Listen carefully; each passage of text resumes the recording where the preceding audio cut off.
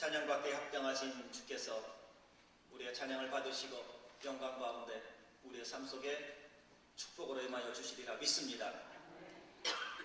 헤세드를 유통시키는 삶, 헤세드란 히브리어입니다. 사랑, 긍휼, 은혜, 자비, 선대, 친절, 인애, 여러 의미로 번역되어 사용되는 단어입니다. 이 헤세드라는 단어는 하나님과만 관계된 것이 아니라 사람과의 관계 속에서도 이 헤세드라는 단어는 사용이 되어집니다. 그래서 사람의 헤세드와 하나님의 헤세드로 나누어 이 헤세드가 어떻게 사용되는지를 우리는 성경을 통해 볼 수가 있습니다. 사람의 헤세드란 인간관계에 있어서 사용되어질 때 우리가 이 헤세드라는 단어를 사용하게 되는데 5가지의 인간관계에서 이 단어는 사용되어집니다.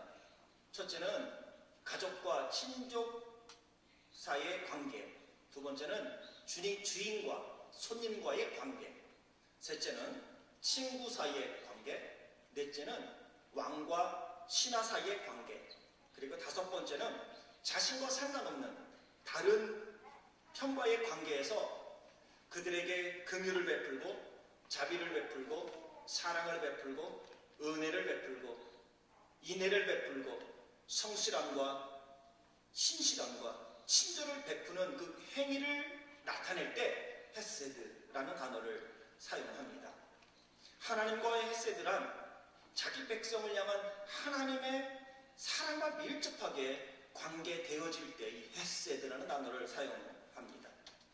하나님의 구원, 그분의 소망, 언약적 사랑, 그분의 긍휼, 자비하심, 불쌍히 여기심, 우리를 선대하신 은혜와 은총을 주시고 인애를 베풀어 주실 때에 이 헤세드라는 단어가 사용이 되어집니다. 구약에는 이 헤세드라는 단어가 246번 사용되어지는데 특별히 시편에 128번이 사용되어집니다. 특별히 시편에 사용되어지는 128번은 언제나 하나님의 그 헤세드와 관계가 될 때 이 말을 사용했다는 것입니다. 무엇보다 오늘 함께 우리가 읽은 룻기서에는 이 헤세드라는 단어가 3번 사용되고 있는데 이 헤세드라는 단어는 룻기를 이해하는 전체적인 흐름을 이해할 수 있는 중요한 단어이기도 합니다. 1장 8절에는 선대라는 단어로 사용되었고 2장 20절에는 은혜라는 단어로 사용되었고 3장 10절에는 인애라는 말로 번역되어 사용이 되고 있습니다. 룻기서에 나오는 이 헤세드, 하나님의 은혜, 하나님의 긍휼, 하나님의 자비하심, 하나님의 친절, 그분이 불쌍히 여겨주심, 그분의 인애, 이 모든 것을 통틀어 헤세드라 말하는데 그 하나님이 베푸신 그 헤세드, 나오미가 하나님의 헤세드를 기억하고 그 헤세드를 두 며느리에게 베풉니다. 그리고 두 며느리 중에 2번째 며느리인 룻은 시어머니에게 받은 그 헤세드를 기억하고 그 어머니에게 다시 헤세드를 돌려드립니다. 그리고 결국 어머니를 공양하고 효도했던 룻은 보아스를 만나 그 헤세드가 축복으로 나타나는 모습을 우리는 룻기서에서 볼 수가 있습니다. 결국 하나님께로부터 임한 그 은혜와 긍휼과 자비하심, 어여뻐 여겨주심, 친절하고 신실하시고 진실하심, 그것을 기억하고 그 은혜에 감사한 나오미로 시작된 그 하나님의 헤세드는 룻을 통하여 보아스를 통하여 결국 룻이 예수 그리스도의 조상이 되어지는 영광을 얻게 되어지는 축복으로 이어진다는 사실입니다. 예수님의 족보가 기록된 마태복음 1장에 보면 5절과 6절에 이렇게 기록합니다. 살몬은 라합에게서 보아스를 낳고 이 보아스는 룻에게서 오벳을 낳고 오벳은 이새를 낳고 이새는 다윗 왕을 낳으니라. 이 룻이 바로 오늘 본문에 나오는 룻을 의미합니다. 오늘은 이 나오미에게 임한 하나님의 헤세드, 그 하나님의 헤세드를 나오미가 어떻게 유통시켰는가, 그리고 그 헤세드가 어떻게 축복으로 이어지는지를 살펴보면서 오늘 하나님 우리에게 베푸신 그 은혜와 자비와 긍휼과 어여삐 여기심과 친절함과 인애를 베푸시는 하나님의 헤세드, 오늘 우리가 그 하나님의 헤세드를 살펴보며 우리의 삶 속에 그 헤세드가 임하고 그것을 유통시킴으로 우리를 통한 하나님의 축복이 많은 사람들에게 이어지고 우리 가정에 충만하며 우리의 삶 가운데 능력 있게 나타나기를 간절히 사모하며 오늘 말씀을 나누기를 원합니다. 특별히 오늘은 5월 첫째 주일입니다. 첫째 주일입니다. 5월은 가정의 달이라 이렇게 말합니다. 나에게 임한 헤세드를, 하나님의 헤세드를 기억하고 유통시킴으로 하나님의 나라가 여러분의 가정에 이루어질 수 있길 주의 이름으로 축원합니다. 하나님의 영광이 우리의 교회에 나타날 수 있길 주의 이름으로 축원합니다. 하나님의 헤세드가 여러분의 삶에 축복으로 임하길 간절히 축원합니다. 이 하나님의 헤세드가 나오미에게 임하여 유통되어져 축복으로 일어나게 된 때가 있습니다. 1절은 그렇게 시작하죠. 사사들이 치리하던 때에, 이 얘기는 사사기가 시작된 지 얼마 되지 않아 라는 말이에요. 유다 베들레헴에 엘리멜렉이라는 사람이 아내와 두 아들과 함께 살고 있었습니다. 아내의 이름은 나오미고 두 아들의 이름은 말론과 기리온이었습니다. 그런데 그때에 베들레헴에 큰 흉년이 들었습니다. 그래서 엘리멜렉은 자기의 아내와 그리고 두 아들을 데리고 모압 땅으로 거처를 옮깁니다. 베들레헴은 하나님이 약속한 땅이지만 모압 땅은 이방인의 땅이에요. 많은 사람들은 하나님의 약속의 땅을 떠나지 않았지만 엘리멜렉은 무엇인지 몰라도 자기 생각에 이성적으로 합리적으로 생각할 때 모압 땅으로 내려가면 우리가 이 흉년을 피하여 좀 더 유득한 삶을 살 수 있을 것이라고 생각하고 모압 땅으로 거처를 옮기게 되는 거지요. 그리고 그곳에서 엘리멜렉의 두 아들 말론과 기련은 모압 여인을 만나 결혼하게 되어집니다. 행복도 잠시, 얼마 지나지 않아 엘리멜렉이 죽게 됩니다. 그리고 또 얼마 지나지 않아 나오미의 두 아들 말론과 기련이 아이도 자식도 낳지 않은 상태 속에서 무자식이었는데 순서적으로 죽게 되어집니다. 이제는 그 집안에는 과부 시어머니와 과부 며느리 둘, 과부 셋이 사는 집안이 된 것입니다. 나오미, 그의 첫째 며느리, 둘째 며느리, 이제는 다 과부가 되게 된 것이죠. 그래서 이제 이 나오미는 생각을 합니다. 어떻게 하면 이 막막한 이 삶을 벗어날 수 있을까?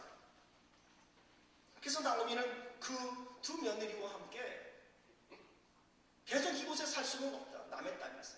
그래서 결단을 합니다. 내가 내 고향 유다 베들레헴으로 돌아가야 되겠다. 그리고 두 며느리와 함께 돌아갈 준비를 합니다. 그때 이 나오미 생각에 시어머니죠. 내가 이 두 며느리를 데리고 내 유대 베들레헴 땅에 간다면 내 두 며느리는 모압 여인이요. 남의 땅에 가서 나를 따라오면 평생을 과부로 지내야 되는데 이렇게 할 수는 없다. 나를 따라오면 평생 과부로 지내다가 과부로 늙어서 과부로 죽게 되어지고, 당시의 고아와 과부는 구제의 대상이었어요. 그만큼 힘들었습니다. 돌아볼 사람이 없어요. 도와주는 사람도 없어요. 자기의 힘으로 살기에는 너무 버거운, 인생을 살아가기에는 너무나 힘든 사람들이 바로 과부들이었어요. 그래서 안 되겠다. 이 내 두 며느리에게는 자유를 줘야겠다. 그래서 두 며느리를 부릅니다. 그리고 두 며느리를 축복하며, 얘들아, 너희는 너희 친정, 너희 아버지 집으로 돌아가거라. 그러면서 나오미가 두 며느리를 축복하는데, 축복하는 내용이 1장 8절인데 헤세드라는 단어가 룻기에 처음 등장하는 1장 8절입니다. 이렇게 축복을 합니다. 너희는 각각 어머니의 집으로 돌아가라. 너희가 죽은 자와 그것은 너희 남편 그리고 나를 선대한 것 같이. 요게 헤세드예요. 여호와께서 너희를 선대하시기를 원하노라. 너에게 그 헤세드를 하나님은 다시 너희가 인간적인 헤세드를 우리에게 베푼 것처럼 이제는 하나님이 하나님의 헤세드를 너희에게 베풀기를 원하노라 라고 나오미가 축복하는 것입니다. 그렇게 보면 나오미나 엘리멜렉이나 그 두 아들은 모압 땅에 갔을 때 이 며느리들을 만났기 때문에 그래도 모압 땅에서 정착할 수 있었다는 걸 의미하는 내용이기도 합니다. 그러면서 9절에 나오미가 축복을 이어가지요. 여호와께서 너희로 각각 남편의 집으로 평안함을 얻게 하시기를 원하노라. 남편의 집은 뭐냐 하면 너희가 너희 부모 고향으로 들어가 친정으로 돌아가서 다시 재혼하라는 얘기예요. 그래서 남편들을 만나서 인생을 새롭게 살아라. 너희는 아직 젊잖아. 나는 늙었어. 그런데 아십니까? 나오미가 두 며느리에게 이렇게 축복하고 보냈을 때 이 두 며느리가 마음에 느꼈을 감동? 나오미는 늙었어요. 쉽게 말하면 늙은 과부예요. 가면 고생할 게 뻔해요. 힘도 없어요. 남의 집에 가서 일을 해야 되는데 일하기도 어려운 거예요. 그 시어머니가 젊은 며느리 과부 둘을 데리고 가면 젊은 며느리들이 일을 해서라도 같이 먹고 살 수는 있을 거예요. 그런데 젊은 두 며느리를 보낸다는 것은 나오미로서는 나는 내 땅에 돌아가 어떻게 하면 내가 입에 풀칠하지 못하겠냐. 나는 빌어먹더라도 나는 힘들게 살더라도 나는 어렵게 살더라도 너희는 너의 길로 가기를 원하노라 라고 축복하는 거예요. 그러니 그 며느리들이 어때요? 성경을 보면 서로 입을 맞추고 소리 높여 부둥켜 안고 웁니다. 참 운 다음에 두 며느리가 시어머니에게 그렇게 말하죠.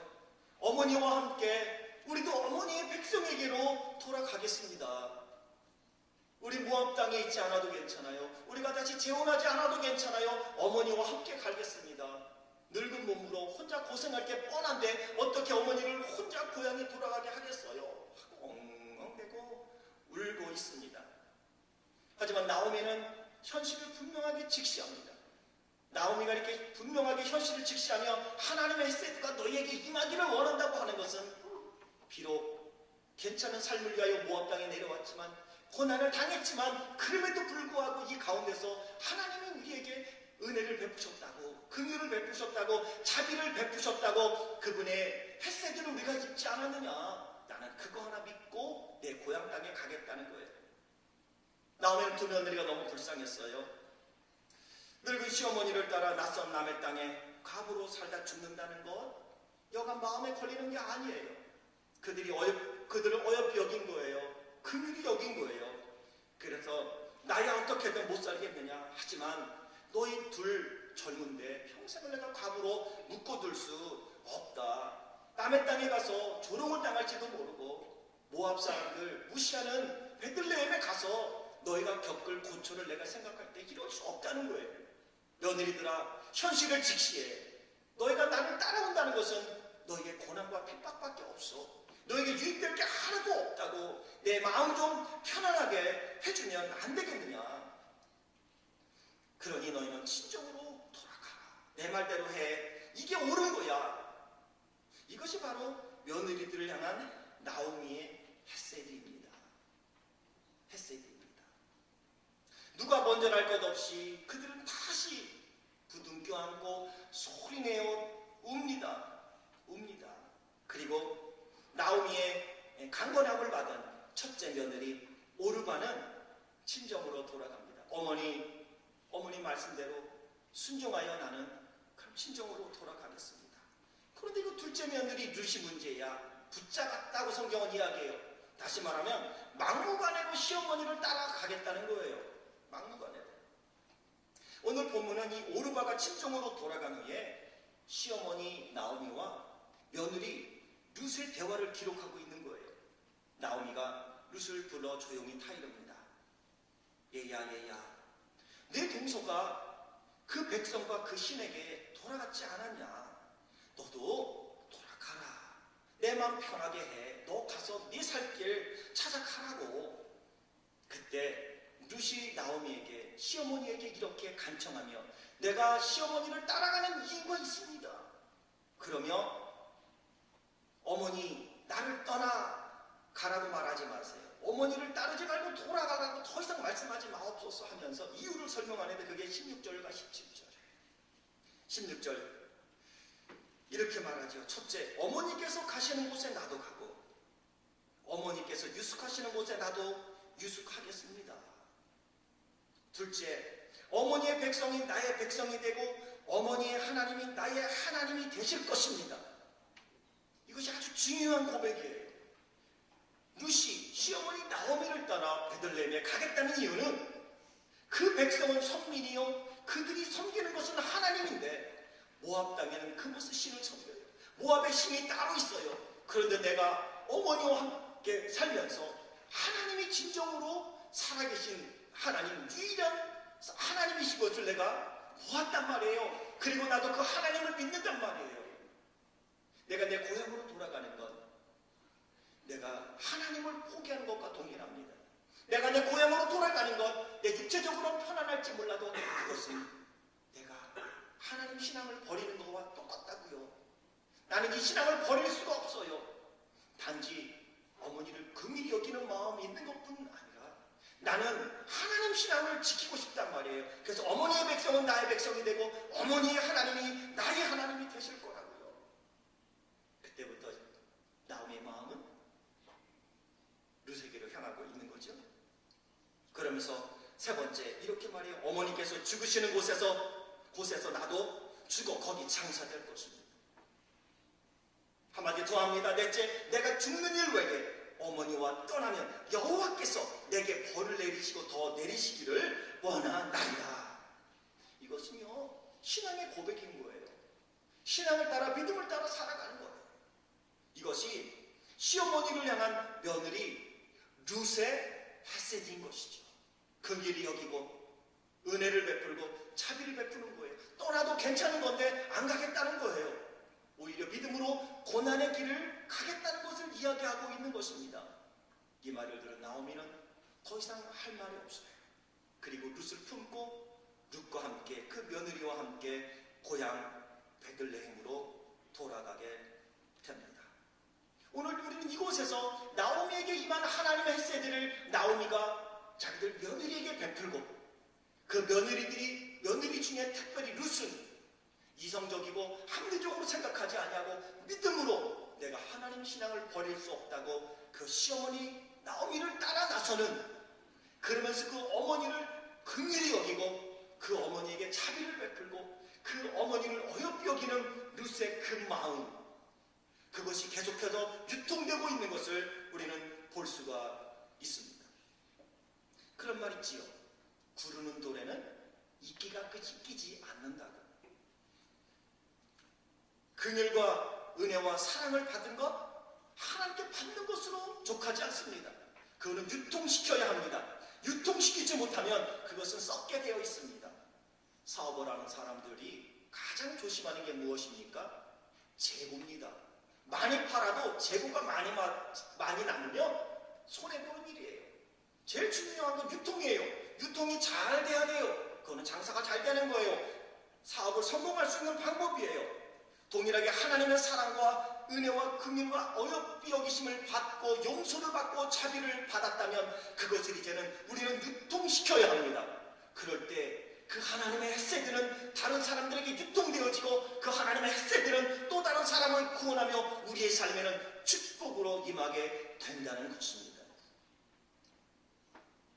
우리 모든 성도들이 이 하나님께 받은 헤세드를 다른 이들에게 유통시켜가는 복된 5월 한 달이 될 수 있길 주의 이름으로 축원합니다. 나오미는 남편과 함께 괜찮은 삶, 흉년을 잘 피하여 지혜롭게 사려고 모압 땅에 내려갔지만 그곳에서 남편도 잃었고 두 아들도 잃게 되었습니다. 하지만 나오미는 그러한 자신의 처지를 비관하거나 낙심하지 않습니다. 성경에 보면 나오미가 이렇게 고통을 당한 것, 이것은 내가 하나님께 지혜를 받았다고 여기고 내가 하나님 신앙을 버린 나의 죄로 말미암아 내가 고통을 당했다고 고백을 함에도 불구하고 그는 하나님을 원망하지 않고 자기의 삶을 비관하지 않습니다. 며느리들에게조차도 하나님 신앙을 확고히 갖고 있는 나오미의 모습을 볼 수 있습니다. 룻이 어떻게 어머니의 하나님이 나의 하나님이 되겠냐고요. 이 고백은 놀라운 고백이에요. 나오미가 어떻게 하나님을 섬겼길래 룻이 어머니의 하나님이 나의 하나님이 될 거라고 이야기했을까요? 놀라운 그는 믿음으로 하나님을 바라본 신앙인이었음을 우리는 알 수 있습니다. 그래서 이 나오미는 두 며느리에게 하나님의 헷세드를 축복하는 것이요, 너희가 죽은 자와 나를 선대한 것 같이 여호와께서 너희를 선대하시기를 원하노라. 두 며느리가 너희 죽은 시아버지와 내 두 아들에게 헷세드를 베풀었어요. 그런데 그거는 사람의 헷세드라면 이제 너희가 가는 길에 하나님의 헷세드가 너희에게 임하기를 원한다고. 이 고통 속에서도 나오미는 하나님을 기억한 겁니다. 그 가운데서도 긍휼을 베푸시고 사랑을 베푸시고 어여삐 여기시는 은혜를 베푸시는 한없으신 하나님의 사랑을 기억하며 두 며느리들이 그러한 하나님의 헷세드를 받기를 원한다고 축복하고 있는 것입니다. 얼마나 과거로 산다는 것이 힘들고 어렵겠습니까? 고달프겠습니까? 그래서 그 두 젊은 며느리들에게는 기회를 제공해 주는, 긍휼을 베푸는 시어머니 나오미의 모습을 보게 됩니다. 나오미는 하나님으로부터 받은 헷세드를 기억을 했습니다. 이 상황 속에서 불평불만할 수 있을 것입니다. 내가 생전에 무슨 죄를 졌다고, 내가 무슨 잘못을 했다고 이러한 고난이 나에게 닥친단 말입니까? 남편 하나 잃은 것만으로도 억울한데 내 젊은 두 아들까지 데려가십니까? 이제 우리 새 과부가 어떻게 먹고 살라고 하나님 해도 너무하십니다라고 불평불만할 수도 있었던 상황이지 않겠습니까? 그럼에도 불구하고 나오미는 하나님께로부터 받은 헷세드를 기억합니다. 하나님이 베푸신 은혜, 그분의 긍휼, 그분의 자비하심, 그분의 친절하심, 그분의 만져주심, 그분의 어렵게 여겨주심, 그분의 인내하심, 그분의 은총을 기억을 합니다. 그리고 그 놀라운 하나님의 헷세드가 자기의 며느리들에게 가기를 원하며 축복하는 것이죠. 그 헷세드가 유통되어서 룻에게 갔습니다. 그리고 룻은 그 어머니가 베푸신 헷세드, 하나님께로 받은 헷세드를 기억하며 자기에게 베푸신 어머니의 그 은혜와 그 사랑을 기억하며 다시 어머니를 긍휼히 여기고 사랑하는 마음으로 어머니께 헷세드로 돌려드립니다. 그런데 우리는 성경을 이해하기에 참 좋은 민족이라는 생각이 들어요. 5월달에 우리는 마더스데이가 있어요. 다음 주일이에요. 그때 카네이션을 달아주면 거기에 이렇게 초등학생들이 두 줄로 매달아서 한쪽에 뭐라고 써요? 감사합니다. 그 앞에 뭐라고 써요? 어머니의 은혜라고 해요.